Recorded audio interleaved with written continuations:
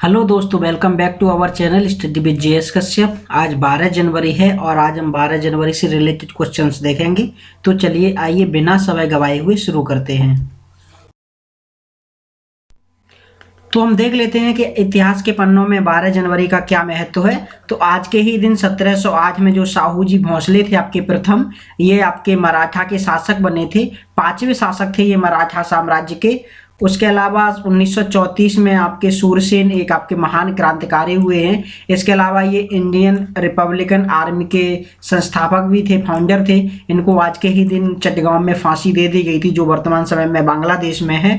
उसके अलावा जो 2010 में जो इंडियन गवर्नमेंट है, इन्होंने डेथ पेनल्टी क्लॉज को ऐड किया था आपका एंटी हाईजैकिंग एक्ट 1982 में।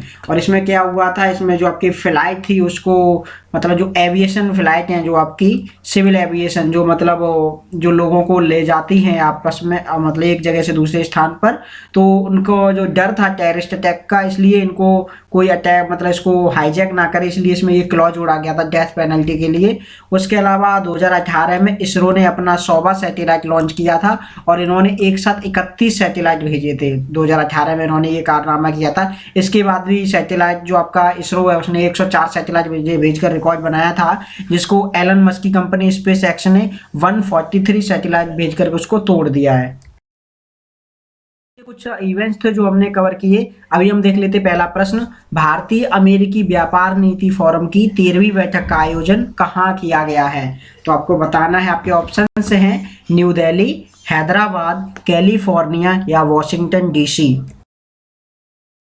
इस प्रश्न का सही आंसर है ऑप्शन डी, यानी वॉशिंगटन डीसी में इस जो ये मीटिंग है, ये समिट है, इसका आयोजन किया गया है। तो भारत यूएस व्यापार नीति फोरम की 13वीं मंत्री स्तरीय बैठक अमेरिका के वॉशिंगटन डीसी में 10 से 11 जनवरी 2023 को आयोजित की गई है। इसका उद्देश्य आपसी व्यापारिक संबंधों को मजबूत बनाना और आर्थिक संबंधों को बढ़ाना है। भारत और अमेरिका ने द्विपक्षीय वार्ता को गहरा करने के लिए रिजाइलेंट ट्रेड पर नया कार्य समूह भी लॉन्च किया है। अगला प्रश्न है आपका, मध्य प्रदेश ग्लोबल इन्वेस्टर समिति कहाँ आयोजित की गई है? ऑप्शंस हैं आपके इंदौर, भोपाल, ग्वालियर या उज्जैन। इस प्रश्न का सही आंसर है आपका इंदौर, यानी जो आपका सबसे स्वच्छ शहर है भारत का इंदौर, वहां पर ये मध्य प्रदेश ग्लोबल इन्वेस्टर समिति आयोजित की गई है। तो हाल ही में प्रधानमंत्री ने मध्य प्रदेश के इंदौर में आयोजित मध्य प्रदेश जो आपकी ग्लोबल इन्वेस्टर समिति है, इसको वीडियो संदेश के माध्यम से संबोधित किया है। उन्होंने कहा है कि आस्था और आध्यात्म से लेकर के पर्यटन तक, कृषि से लेकर के शिक्षा और कौशल विकास तक मध्य प्रदेश एक अद्भुत गंतव्य स्थल है। अगला प्रश्न है आपका, अय्यनूर अम्मनूर त्योहार किस राज्य में मनाया जाता है? ऑप्शन हैं आपके असम, आंध्र प्रदेश, तमिलनाडु या केरल। इस प्रश्न का सही आंसर है आपका तमिलनाडु। ये तमिलनाडु में आपका त्योहार मनाया जाता है। आजकल एग्जाम में नए नए त्योहार पूछे जाते हैं, इसलिए आपके जो जनजाति द्वारा मनाए जाने वाले त्योहार है वो भी आपको याद करने पड़ते हैं।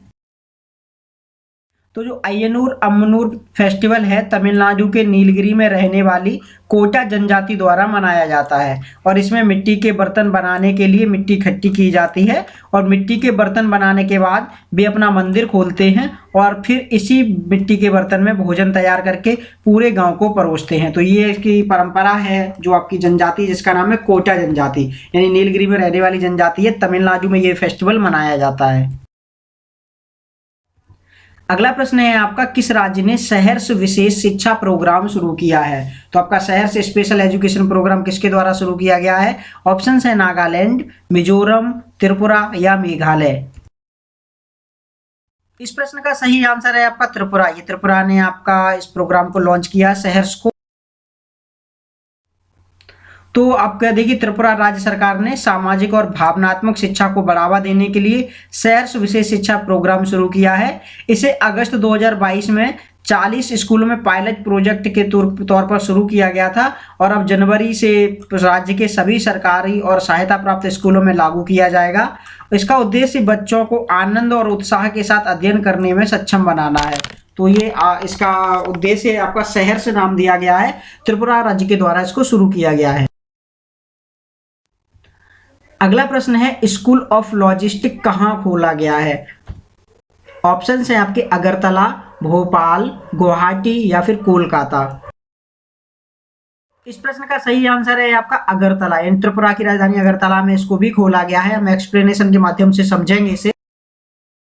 हाल ही में केंद्रीय मंत्री सर्बानंद सोनोवाल किसके मंत्री हैं? आपके आयुष मंत्रालय के मंत्री हैं ये। इन्होंने school of logistic, waterways and communication का उद्घाटन त्रिपुरा की राजधानी अगरतला में किया है। इसका उद्देश्य वैश्विक परिवहन में विशेषज्ञ बनने के लिए पेशेवर प्रशिक्षण देना है। त्रिपुरा जो है आपका, इसकी लोकेशन है उत्तर पूर्व भारत का एक राज्य है जो तीनों ओर बांग्लादेश से घिरा हुआ है। इसका राजकीय पुष्प आपका नागेश्वर है। राजकीय पक्षी आपका green imperial pigeon, pigeon means कबूतर है आपका। उसके अलावा इसकी साक्षरता दर है जो 2011 की जनगणना के अनुसार 87.22%। उसके अलावा जो पॉपुलेशन डेंसिटी है आपकी, जनसंख्या घनत्व, वो 350 व्यक्ति प्रति वर्ग किलोमीटर। और भारत तो पूरे भारत की जो आपकी कितनी है 382, ये 382 आपकी पॉपुलेशन डेंसिटी है पूरे भारत की। और ये एग्जाम्स में कभी कभी पूछ ली जाती है। उसके अलावा जो आपकी साक्षरता दर है 74.04, वो भी आपके एग्जाम में पूछी जाती है। अगला प्रश्न है आपका वीर गॉर्जियन युद्ध अभ्यास भारत और किस देश के बीच आयोजित किया गया है? ऑप्शंस आपके मंगोलिया, जापान, इंडोनेशिया या फिलीपींस। इस प्रश्न का सही आंसर है फिलीपींस, यानी भारत और जापान के बीच ये आयोजित किया गया है। सही आंसर इसका ऑप्शन 2 आपका जापान हो जाएगा। तो हाल ही में भारत और जापान की वायु सेनाओं के बीच वीर गॉर्जियन युद्ध अभ्यास का आयोजन किया गया है। यह अभी मतलब चल रहा है युद्ध अभ्यास। यह अभ्यास जो आपका 12 से लेकर 26 जनवरी तक जापान के हायाकुरी एयरबेस में आयोजित किया जाएगा। और इसमें पहली बार भारतीय वायुसेना की महिला फाइटर पायलट विदेशी भूमि पर इस प्रकार के हवाई युद्ध में शामिल होने वाली पहली भारतीय महिला बनने वाली है। अगला प्रश्न है आपका किस गाने को सर्वश्रेष्ठ मूल गीत की श्रेणी में आपका गोल्डन ग्लोब अवार्ड दिया गया है? ऑप्शंस हैं आपके Naatu Naatu, no time to die, leave the door open, I can't breathe. इस प्रश्न का सही आंसर है आपका नाटू नाटू। हमने कल भी इसको डिस्कस किया था, हम इसको दोबारा से डिस्कस कर ले रहे हैं तो आप कभी नहीं भूलेंगे इसको। तो हाल ही में राजा मौली की जो फिल्म है RRR, इसके गाने नाटू नाटू को ओरिजिनल जो आपका सॉन्ग है, ओरिजिनल जो कैटेगरी है, इसमें आपका गोल्डन ग्लोब अवार्ड दिया गया है। इसके अलग जो अन्य अवार्ड की बात करते हैं तो बेस्ट एक्टर का अवार्ड आपका ऑस्टिन बटलर को दिया गया है। बेस्ट एक्ट्रेस का अवार्ड केट ब्लैंचेट को दिया गया है। बेस्ट मूवी आपकी द फेविल्समैन है। और इसके डायरेक्टर जो आपके फेविल्समैन के, इनको बेस्ट डायरेक्टर का अवार्ड दिया गया है, जिनका नाम है स्टीवन स्पीलबर्ग। और बेस्ट ड्रामा सीरीज आपकी हाउस ऑफ ड्रैगन को दिया गया है। तो ये आपका जो सॉन्ग है आपका, जिसमें रामचरण आपके हैं और इसके अलावा जो जूनियर NTR हैं, इन दोनों लोगों ने इस पर डांस किया है नाटू नाटू सॉन्ग पे, और इसको अवार्ड दिया गया है गोल्डन ग्लोब अवार्ड। अगला प्रश्न है राष्ट्रीय युवा दिवस कब मनाया जाता है, यानी नेशनल यूथ डे। ऑप्शन है आपके 8 जनवरी, 9 जनवरी, 10 जनवरी या 12 जनवरी। इस प्रश्न का सही आंसर है आपका ऑप्शन डी, यानी 12 जनवरी को यह दिन मनाया जाता है। एक्सप्लेनेशन देख लेते हैं। तो राष्ट्रीय युवा दिवस प्रतिवर्ष 12 जनवरी को मनाया जाता है। यह दिन स्वामी विवेकानंद के जन्म दिवस को चिन्हित करता है। और जो आपके स्वामी विवेकानंद है, इनका मूल नाम नरेंद्र नाथ दत्ता था। इनका जन्म 1863 में हुआ था। इस बार जो स्वामी जी की 160वीं जयंती मनाई जा रही है। और यह जो आपका दिवस है, आपका युवा दिवस, इसका ये 26वां संस्करण होगा, जो 12 से 16 जनवरी 2023 तक कर्नाटक के आपका जो धारवाड़ है हुबली में, उसमें आयोजित किया जाएगा। इसका शुभंकर है चंपी चिक्का एलिफेंट रखा गया है। थीम इसकी विकसित युवा और विकसित भारत रखी गई है, जैसे कि आप इस लोगो में देख सकते हैं। और इसका उद्घाटन श्री प्रधानमंत्री नरेंद्र मोदी जी ने किया है। अगला प्रश्न है तपोवन विष्णुगढ़ जल विद्युत परियोजना किस राज्य में स्थित है? ऑप्शंस हैं आपके उत्तराखंड, हिमाचल प्रदेश, जम्मू एंड कश्मीर या फिर लद्दाख। इस प्रश्न का सही आंसर है आपका उत्तराखंड। ये उत्तराखंड में आपकी परियोजना है जो आपकी चल रही है। तो सरकारी स्वामित्व वाली जो आपकी बिजली निर्माता NTPC कंपनी है, इन्होंने कहा है कि उसकी तपोवन विष्णुगढ़ जल विद्युत परियोजना की सुरंग का जोशीमठ में हो रहे भूस्खलन से कोई लेना देना नहीं है। NTPC का यह बयान जोशीमठ को भूस्खलन प्रभावित क्षेत्र घोषित किए जाने की पृष्ठभूमि में आया है। मतलब ये जोशीमठ में आपके भूस्खलन हो रहे हैं और वहाँ पर ये मतलब घोषणा की गई है कि इसमें कुछ लोगों ने इसमें मतलब आरोप लगाए हैं कि वहाँ पर जो आपकी परियोजना चल रही है इसके द्वारा ये भूस्खलन हो रहा है। तो इसलिए एनटीपीसी ने ये क्लियर किया है कि जो इसकी जो सुरंग है इसके द्वारा वो वहां से नहीं ली गई है और इसका इससे कोई संबंध नहीं है। तो इसलिए ये परियोजना चर्चा में आ गई थी। हम कुछ जो उत्तराखंड में वर्तमान में 7 परियोजनाएं अभी निर्माणाधीन है और इनका जो इनको मंजूरी दे दी गई है क्योंकि इनका 50% से जो ज़्यादा काम है वो पूरा हो गया है। तो अभी हम देख लेते हैं कौन कौन सी परियोजनाएं हैं, कौन कौन सी नदी पर है। तो तपोवन जो आपका विष्णुगढ़ परियोजना ये धौलागंगा नदी पर बनाई जा रही है।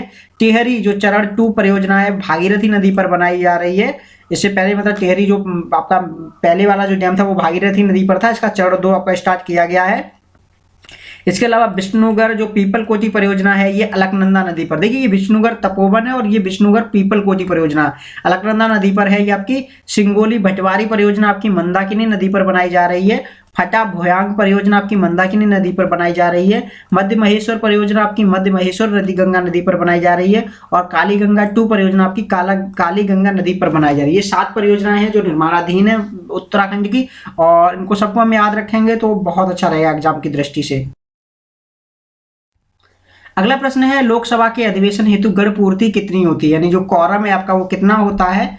ऑप्शन से आपके सदन के सदस्यों की कुल संख्या का 6वां भाग या फिर सदन के सदस्यों की कुल संख्या का 7वां भाग, सदन के सदस्यों की कुल संख्या का 10वां भाग या फिर सदन के सदस्यों की कुल संख्या का 1/3 भाग। इस प्रश्न का सही आंसर है आपका ऑप्शन 3 यानी सदन के सदस्यों की कुल संख्या का 10वां भाग यानी 1/10 आपका जो पार्ट है वो जरूरत होता है, जिसको कोरम कहा जाता है। इंग्लिश में जिसको कोरम कहते हैं और हिंदी में जिसको गण पूर्ति कहा जाता है। हम एक्सप्लेनेशन के माध्यम से भी इसको देखें। तो सदन में किसी बैठक को शुरू करने के लिए आवश्यक सदस्यों की संख्या को गणपूर्ति या कोरम कहा जाता है। भारत में यह संख्या 10% यानी 1/10 रखी गई है। लोकसभा में गणपूर्ति के लिए 55 क्योंकि कुल जो संख्या है लोकसभा की वो 550 हो सकती है, वर्तमान में ये 545 है कुछ अप्रोक्सीमेटली। उसके अलावा आपकी जो राज्यसभा है इसमें आपके मैक्सिमम सदस्य मतलब 25 सदस्य होंगे तो वो गणपूर्ति मानी जाएगी, क्योंकि आपके जो वर्तमान में मैक्सिमम जो सदस्य हो सकते हैं वो 250 हैं, जबकि वर्तमान में आपके जो अभी प्रेजेंट में है वो 245 है।